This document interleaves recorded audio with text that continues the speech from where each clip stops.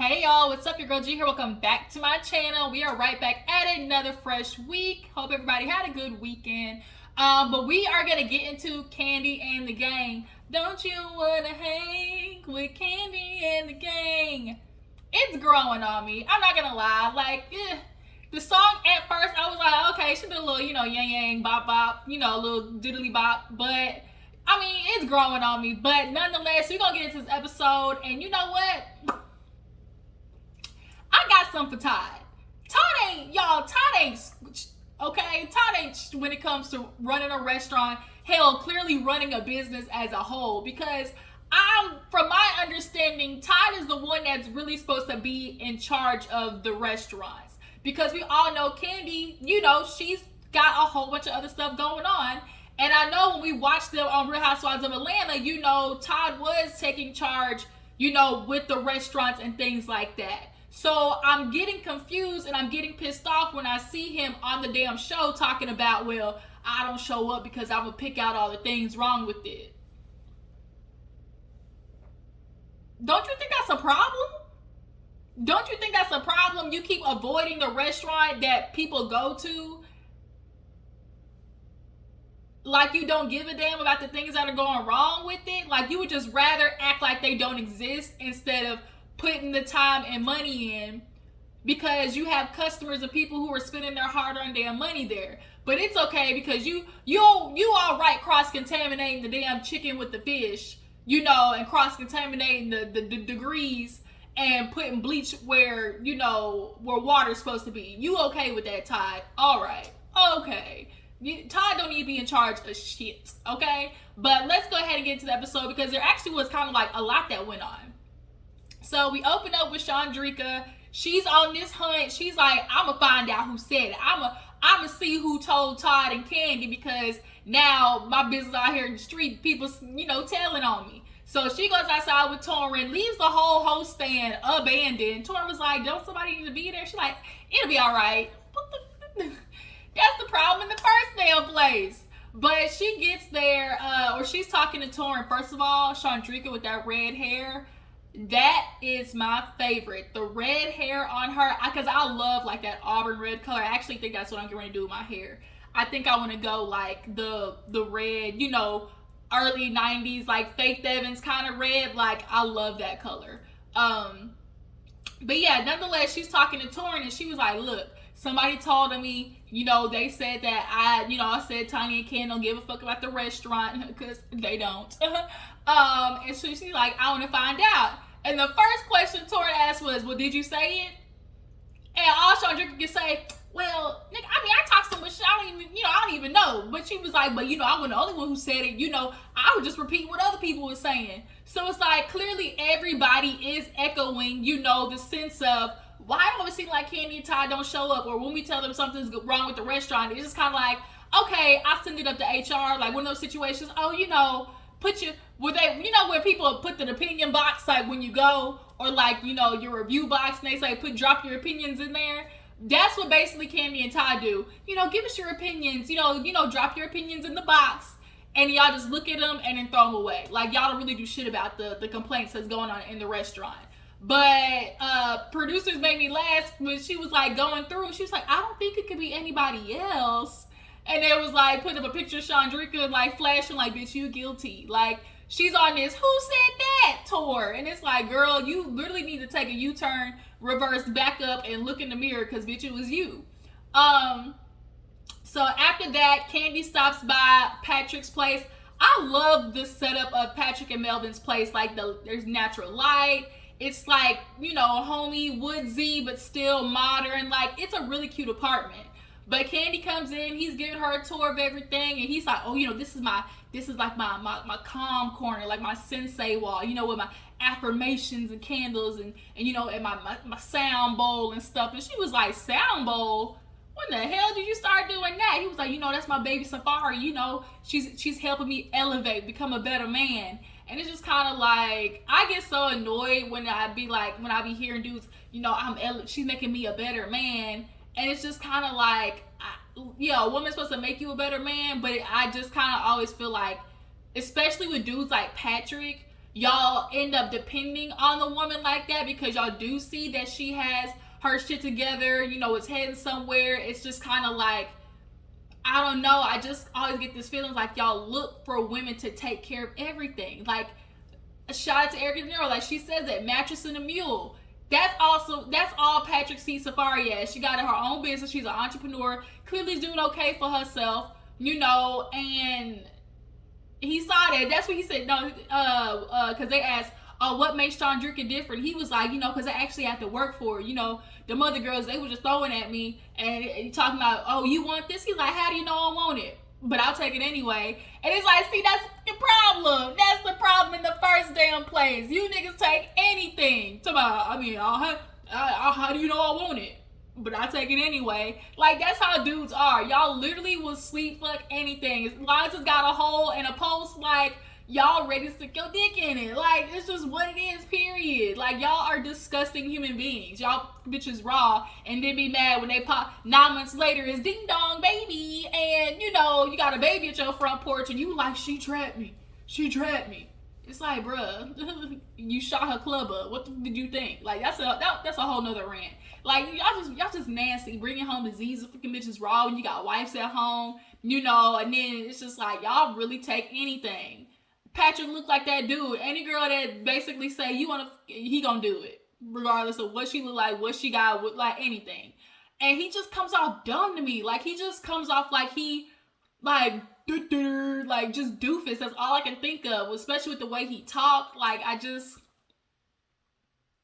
dumb. That's all I can think of. But, Kandi does give him a little bit of advice because she's like, oh, this is cute. You're going to do a housewarming. He's like, man, I want to, but, my lady, she talking about she don't want to do one. And Melvin's like, man, cut straight to the chase. She don't want to do one because of Chandrika. And Kandi was like, don't, basically monitor yourself because you're going to end up resenting her. And that does happen a lot of times in a relationship because you are trying to appease your spouse. You start doing things that you normally wouldn't do.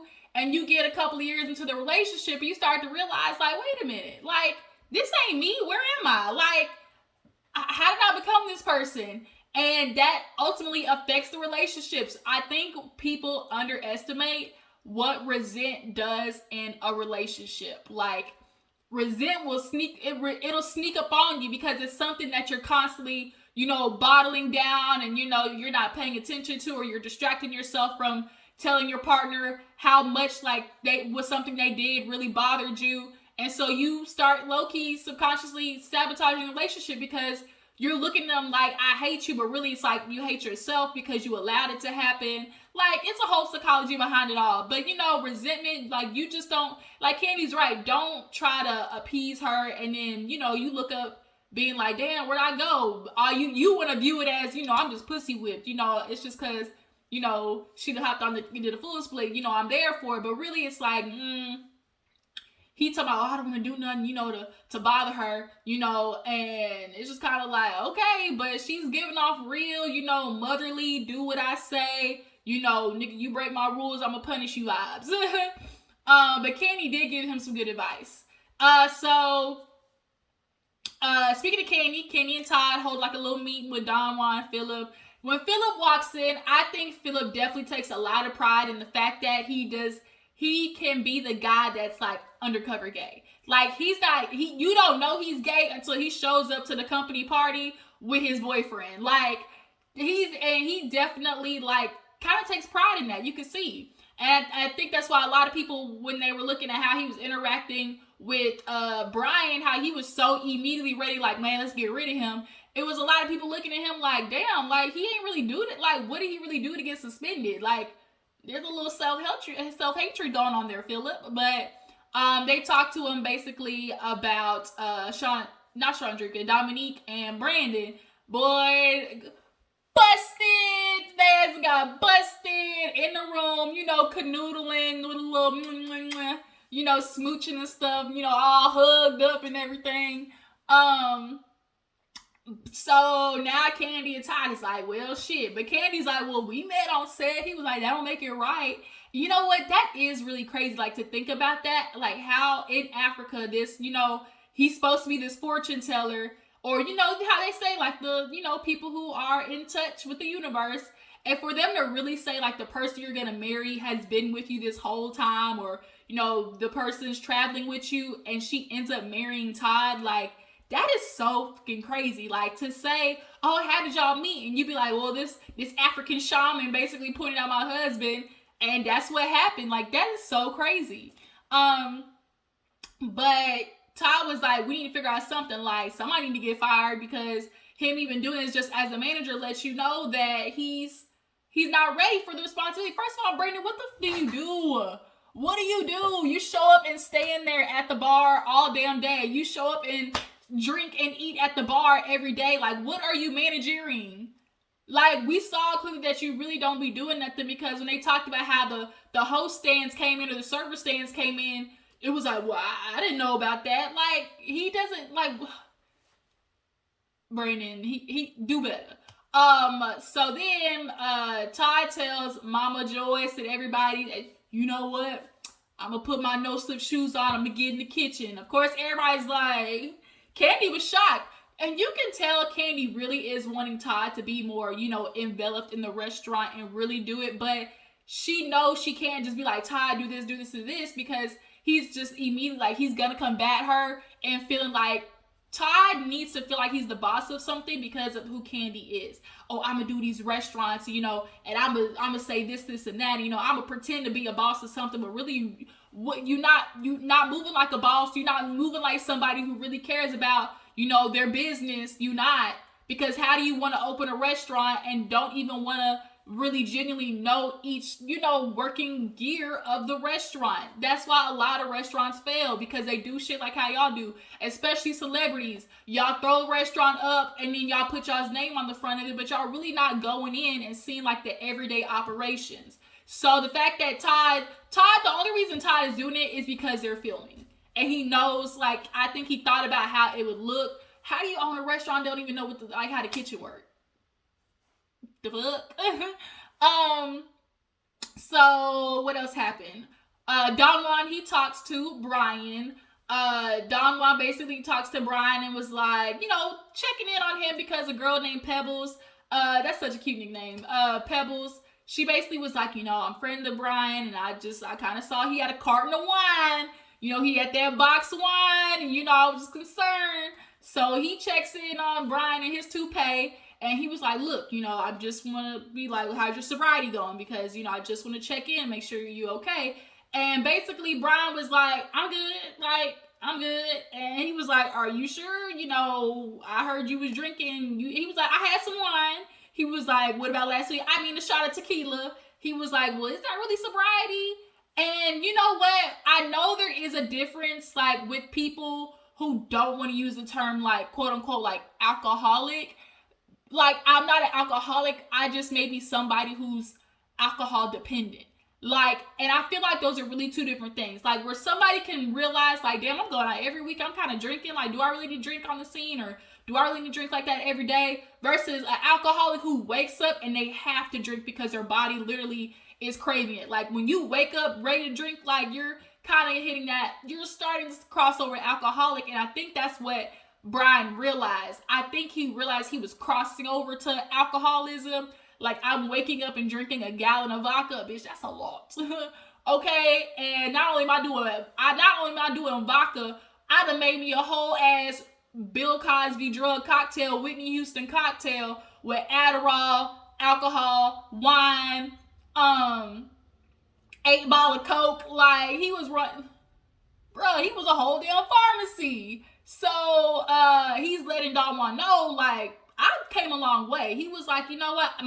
Some people's goal isn't to be completely sober. And I thought that was Brian's goal, was to become completely sober. But I think maybe him realizing, like he said, I can't do AA. I can't, do those type of things. And like, people say that when they don't really want to do like the work of it, like AA work. Like, I think he just can't truly get himself to dig into that AA work.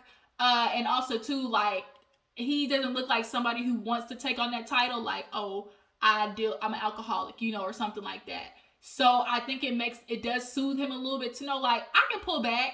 And I am concerned because is Brian that type of person to, like, just kind of do will technicality his way out of it, I don't know. How do you guys feel? Do you guys feel like Brian was a full-blown alcoholic, or can you understand what I'm saying of he was just alcohol dependent? He started depending on alcohol to make himself feel better. I feel like there's a difference, and I feel like a lot of people know the difference too, because there are some people who can realize damn, I drank all week, I'm kind of wild now, let me pull back some, because you start depending on alcohol to make you feel better in some moment or whatever it is.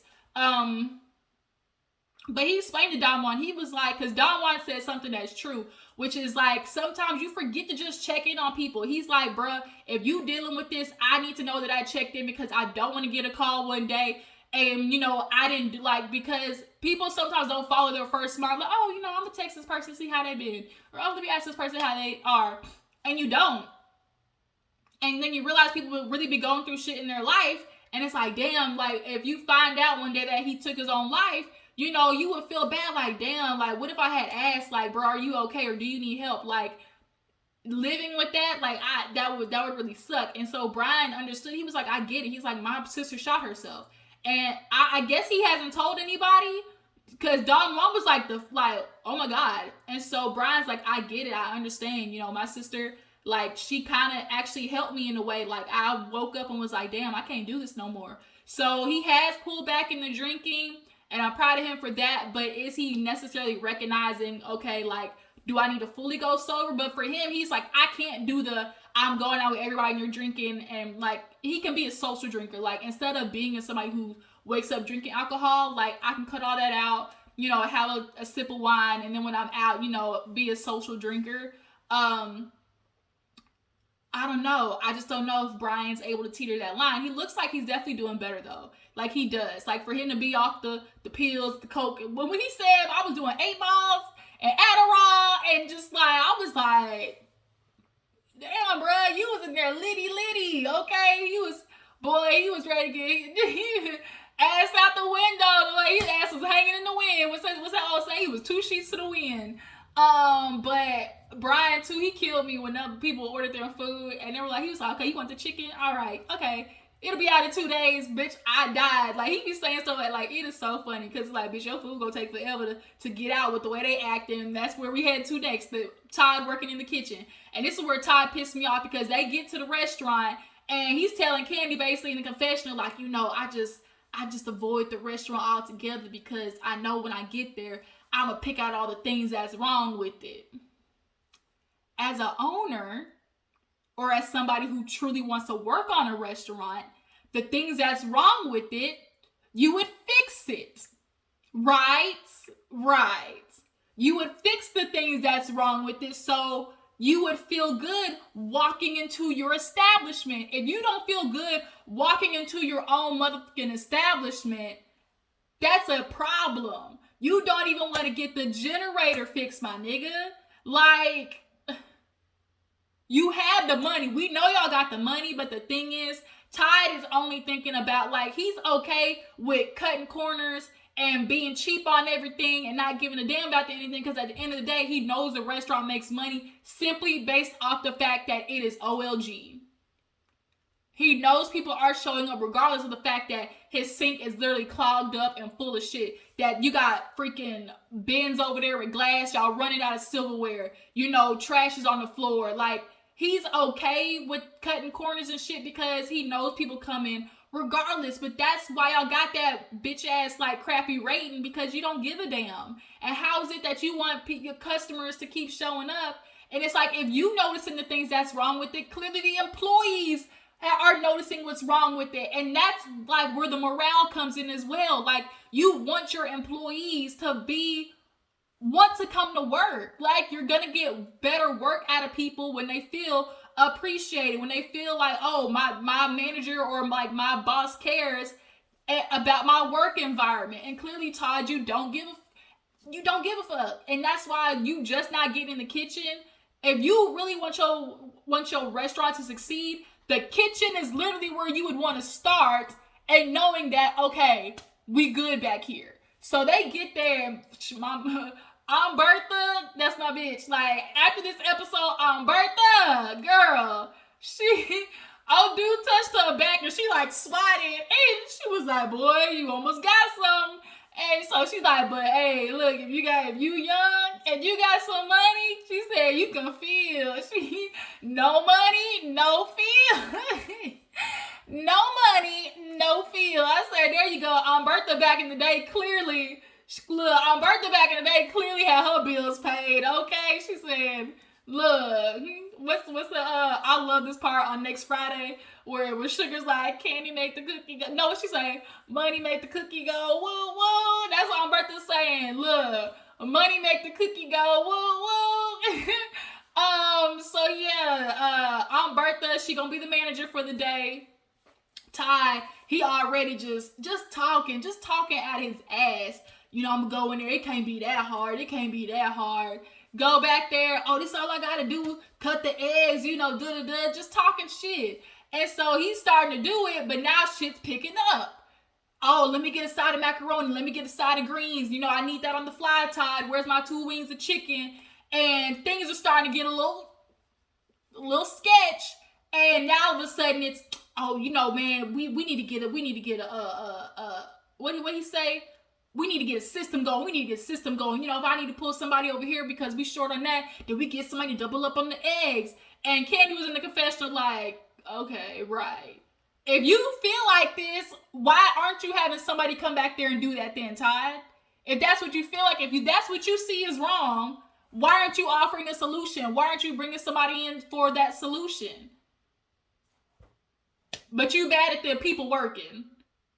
It's supposed to go from chain of command. Like, they follow the lead. You're not leading, Todd. You just want to be a boss of a business. That's it. Because you don't want to look like the nigga that's with Kandi that ain't got shit going on with his life. So you trying to make yourself feel better being a restaurant owner. But your restaurant, like, I can't stand men like that. Like, I really can't. Like, y'all just want the title of being a boss without doing boss shit. Like, real boss work. And even Philip, like, I'm glad Philip called it out. He was like, you know, I love Todd, but, you know, I wouldn't consider it good, like, to be a restaurant owner and you don't know how the operations work back there. Like, if, you know, for you to truly succeed, you should know every little nook and cranny of a restaurant. And that's facts. Bertha decided she was going to take her little smoke break. And not only does she smoke cigarettes, the nicotine sticks, she smoked them long ones, y'all. When I see people with them long ass cigarettes, I be like, you been through some shit in your life. So they get done. Kandi was tired. Todd, shit, I ain't coming back, you know. And so producers asked, well, do you finally have more respect? He was like, Kandi was like, I mean, I've been had respect. And Todd was like, man, I've always had respect for the kitchen. Stop lying, Todd. Then you would have been getting on Melvin and everybody. Just do your fucking job. Just do your job.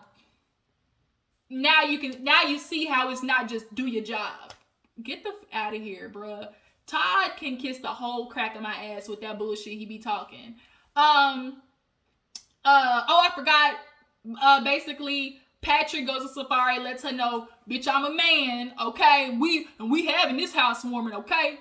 We having this housewarming. And she said, okay, you know, I don't want people to think I'm controlling, you know. I'm not controlling. I just don't want Sean drinking there because, bitch, you ain't gonna know where my man live, you know, because you don't want nobody walking in and starting to feel like, ooh, I can live here, you know. You don't want bitches to feel like that. Understood, but she got a whole fiance, so I think she's trying to create an issue.